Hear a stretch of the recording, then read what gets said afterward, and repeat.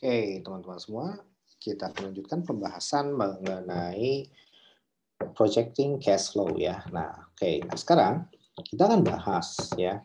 Sebelumnya kita sudah bahas bagaimana cara merumuskan mencari nilai cash flow ya. Nah, cash flow itu dicari dengan menggunakan incremental cash flow ya.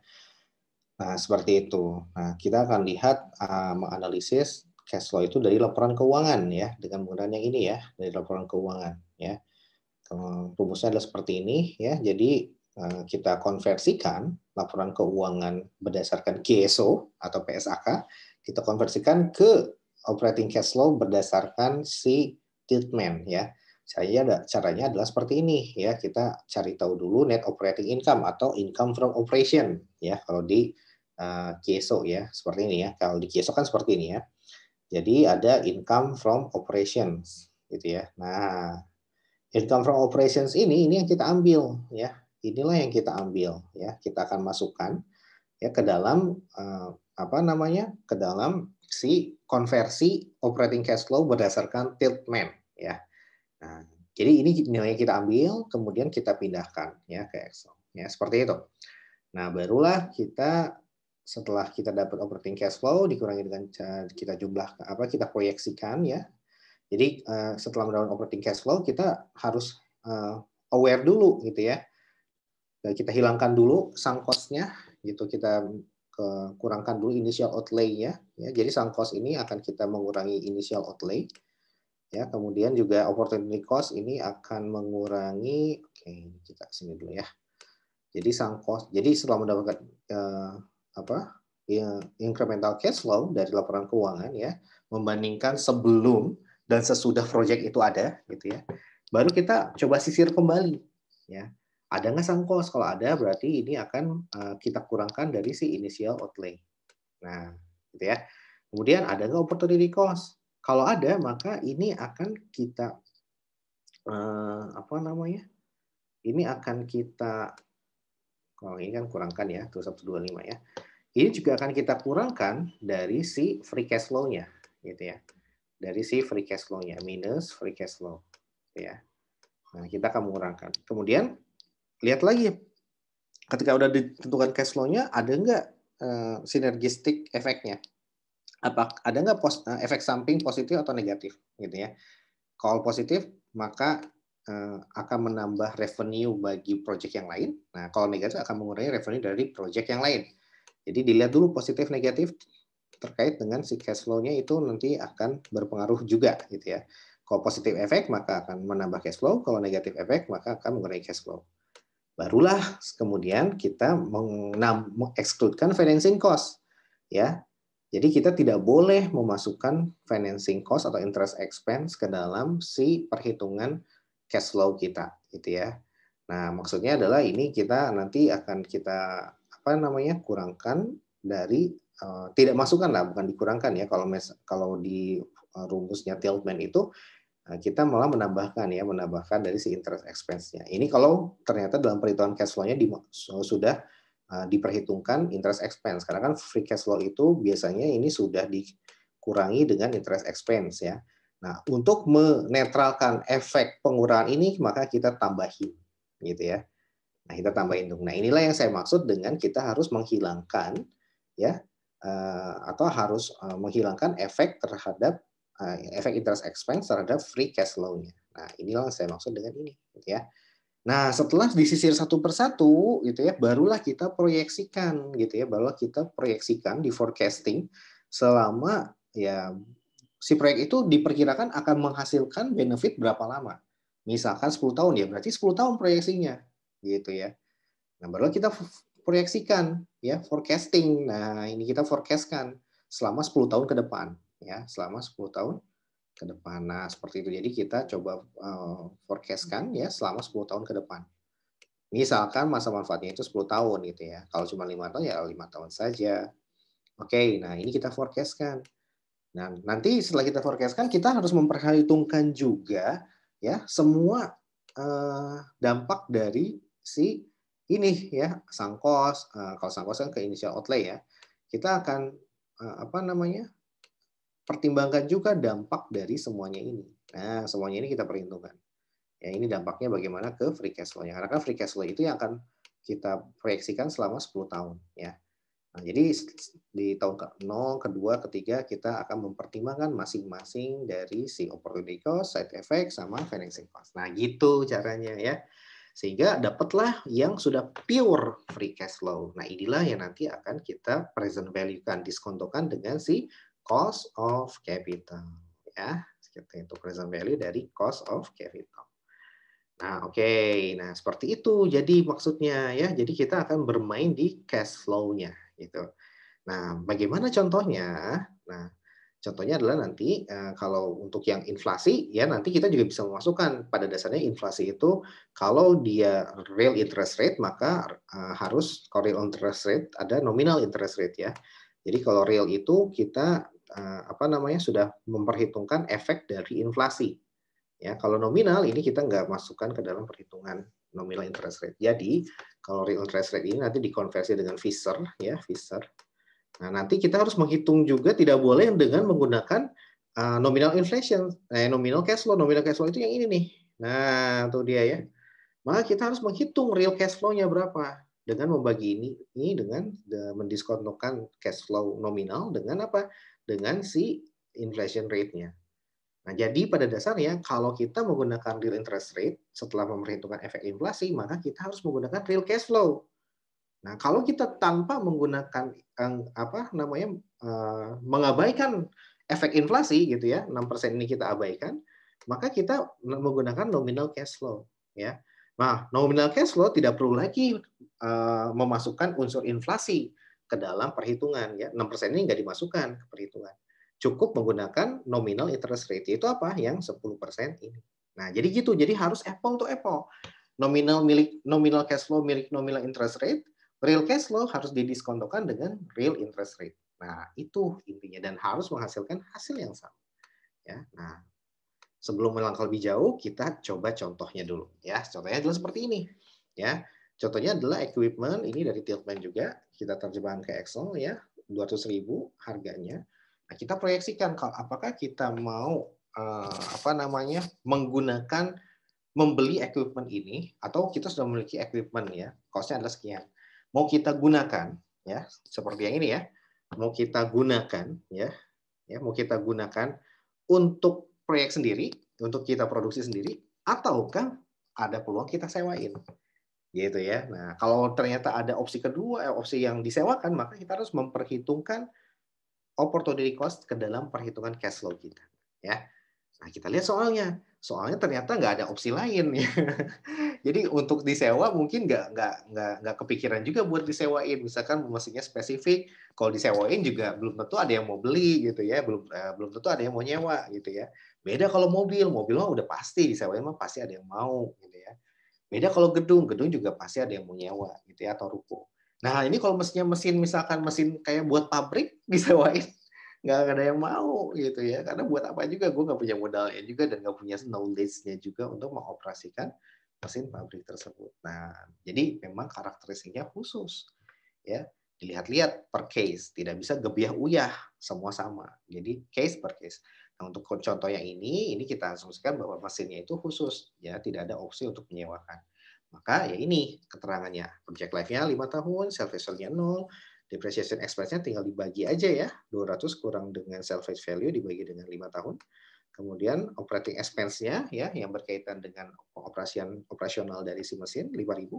Kemudian revenues per year-nya 240.000. Nah, growth rate for revenues. Jadi dengan adanya mesin ini maka dia kita apa namanya bisa menggenerate revenue sebanyak 240.000 gitu ya. Nah, seperti itu. Jadi kita asumsikan ini adalah yang menjadi si apa namanya? Apa sih? Kok saya lupa. Incremental cash flow gitu, incremental revenue itu dia ya. Revenue yang dihasilkan setelah dia mendapatkan setelah apa yang benar-benar dihasilkan dari adanya eksekusi project equipment tersebut gitu ya. Nah, tidak ada growth ya. Kemudian COGS-nya ini 60%. Nah, ini juga sudah merupakan net ya. incremental COGS. Jadi kita bermainnya di sini incremental semua ya. Incremental revenues artinya revenues yang bisa di-generate dari adanya eksekusi mesin, kemudian juga COGS-nya juga sama gitu ya. Ya COGS yang di-generate dari mesin tersebut gitu ya, berkaitan dengan mesin tersebut. Karena baknya kayak COGS gimana gitu loh maksudnya ya. Nah, dan sebagainya. Kemudian dapatlah ada perubahan di net operating working capital, dan kita mengharapkan required rate of return ini yang menentukan adalah pemilik proyek ya, 20% dan tax rate-nya 30%. Oke, kita masukkan saja ya. Kita hitung dulu tahun pertama gitu ya. Jadi kita abaikan dulu tahun kedua ya. Kita hitung dulu tahun pertama ya. Caranya itu yang langkah yang harus kita lakukan. Nah, tahun pertama, jadi ini kalau bisa saya istilahkan, ini sudah incremental revenue. Jadi sudah incremental revenue, misalkan seperti itu ya. Seperti itu ya. Jadi saya asumsikan demikian. Nah, oke, kita jadi betul-betul revenue yang bisa di-generate sebelum dan sesudah proyek tersebut dieksekusi. Jadi ini sudah merupakan yang bersih gitu ya, revenue yang berhasil ditingkatkan dari adanya si eksekusi proyek berupa pembelian equipment gitu ya. Oke, nah COGS-nya tinggal 60% dari incremental revenue ya, 60% dikali 240. Gross profit-nya tinggal dikurangin aja, operating expense-nya sesuai dengan yang atas 5.000, depreciation expense-nya itu sesuai dengan yang sudah kita hitung di atas 40.000. Kemudian NOI-nya, nah ini yang kita masukkan ya, NOI-nya adalah 51.000 ya. Jadi nanti ini informasi yang kuning ini didapatkan dari laporan keuangan based on PSAK. Jadi nanti kita pengen lihat nih, oh ternyata setelah based on PSAK itu bisa meningkatkan net income dia ya. Kita reformatting menjadi formatnya Titpen seperti itu ya. Nah, setelah itu kita hitung teksnya berapa. Teksnya tinggal dikali saja 30% dikali 51.000, kemudian dapatlah NOPAT ya. Net NOI dikurangi dengan teks dan jadilah NOPAT ya. Kemudian ditambah juga dengan depreciation expense ya, ditambahkan kembali ya, hasilnya adalah operating cash flow. Nah, inilah operating cash flow ya, seperti itu. Nah, berapa free cash flow ya? Nah, inilah yang akan kita nanti coba pecahkan ya. Free cash flow-nya itu rumusnya adalah seperti ini ya. Nah, free cash flow-nya adalah net operating profit after tax. Jadi setelah dikurangi dengan capex dan NOWC ya. Nah, seperti itu. Nah, jadi kalau di tahun pertama itu ya bisa tinggal dikurangin aja gitu ya dengan capex dan NOWC ya. Ini menjadi free cash flow dulu ya, kita setting seperti itu ya. Nah, dari sini nanti kita analisis lagi apakah ada sunk cost atau tidak ya. Kalau ada maka akan mempengaruhi initial outlay. Kemudian yang kedua, apakah ada opportunity cost? Nah, di soal nggak dikasih tahu, berarti kita anggap tidak ada. Yang ketiga, kita analisis lagi ya. Jadi analisis lagi yang pertama itu adalah sunk cost ya, ada nggak sunk cost? Yang kedua itu adalah opportunity cost ya, opportunity cost.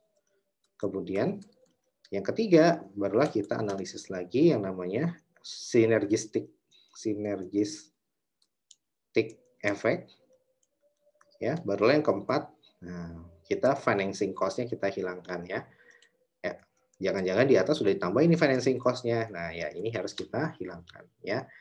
Nah, perhatikan lagi. Jadi operating cash flow-nya kita bersihin lagi dari semua 1 sampai 4 ini ya. Nah, kalau udah bersih maka oke, kita anggap sebagai free cash flow dulu ya. Nah, baru kita proyeksikan karena untuk mencari NPV itu kita harus proyeksikan forecasting free cash flow ini untuk sepanjang masa manfaatnya. Masa manfaatnya adalah 5 tahun ya.